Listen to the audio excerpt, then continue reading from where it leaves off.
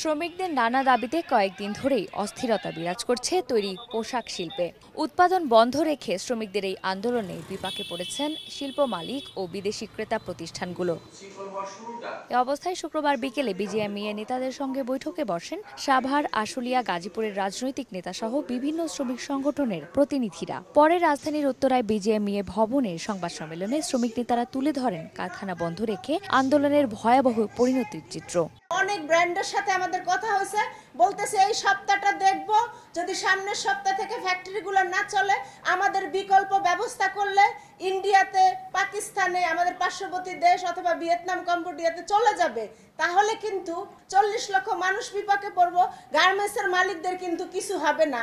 এ সময় সংগঠনগুলোর পক্ষ থেকে আশ্বস্ত করা হয়, যেমন ছাঁটাই হবে না কোনো শ্রমিক, তেমনি জানানো হয় মেনে নেওয়া হবে তাদের যৌক্তিক দাবি। তাই দাবি আদায়ে কাজে যোগ দেওয়ার আহ্বান জানান তারা। আলোচনার একটা সুফল হচ্ছে, তারা আপনাদের সকল দাবিগুলো, সমস্যাগুলো বিবেচনায় নেবেন, এটা বলছেন। আমরা একমত হয়েছি যে ইতিমধ্যে যে সমস্ত কারখানায় ব্ল্যাক লিস্টেড করা হয়েছিল সেগুলো বাদ দেওয়া হবে এবং ভবিষ্যতে আর কোনো ব্ল্যাক লিস্টেড হবে না। আমরা সকলে আপনাদেরকে আহ্বান জানাচ্ছি, আপনারা পোশাক শিল্পকে টিকিয়ে রাখেন এবং এই জন্য যার যে ফ্যাক্টরিতে আপনারা কাজ করেন যথাযথভাবে কাজে যোগদান করুন এবং আপনাদের যদি কোনো সমস্যা থেকে থাকে সেটা আপনারা মালিকেরা দ্বিপক্ষীয়ভাবে আলাপ আলোচনা করুন এবং সেখানেও যদি সমঝোতা না হয় তাহলে আপনারা আমাদের সাথে যোগাযোগ করুন। তবু আপনারা রাস্তায় নেমে বিশৃঙ্খলা সৃষ্টি করবেন না এবং কারখানার ভিতরে কাজ বন্ধ করে বসে থাকবেন না। পুরোদমে কাজে যোগ দেওয়ার আহ্বান জানিয়ে বিজিএমইএর সভাপতি জানান, কারখানা সচল রাখতে পারলে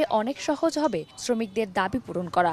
সমস্যার পাশাপাশি একটা পয়েন্টে ঐক্যমত পৌঁছেছেন যে আগে ইন্ডাস্ট্রি চালু রাখতে হবে। ইন্ডাস্ট্রি চালু রাখার পরে, ইন্ডাস্ট্রি বাঁচানোর পরে অন্যান্য সমস্ত আলোচনাগুলো স্টেপ বাই স্টেপ আমরা সমাধান করব। আপনারা যে মেসেজ দিয়েছেন এই মেসেজটা সর্বস্তরে পৌঁছাবে এবং নিরবিচ্ছিন্ন পোশাক কারখানাগুলি চলবে। বিজিএমইএর তথ্য, গত এক বছরে নানা কারণে বন্ধ রয়েছে রপ্তানিমুখী 260 থেকে 270টি পোশাক কারখানা। চন্দ্রিমা চৌধুরী, সময় সংবাদ, ঢাকা।